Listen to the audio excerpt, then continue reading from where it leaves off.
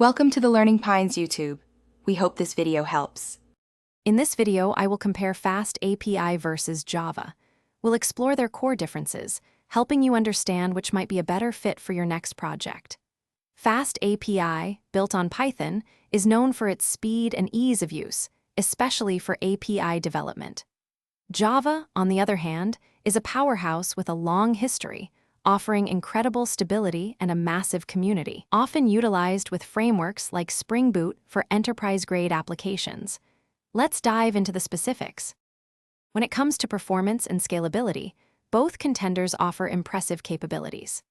FastAPI, leveraging asynchronous Python, can deliver exceptional speed, often processing thousands of requests per second with low latency.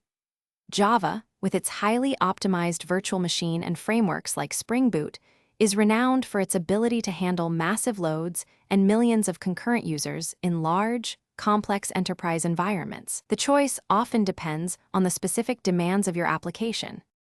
The development experience and ecosystem are crucial factors. FastAPI shines with its intuitive design, automatic data validation, and built-in interactive API documentation, making development incredibly efficient. Python's clear syntax also contributes to a faster development cycle. Java, however, offers an incredibly vast and mature ecosystem, with countless libraries, robust IDEs, and a massive, supportive community. Its strong typing can also be a significant advantage for maintaining large, complex applications over time. So, which one is right for you?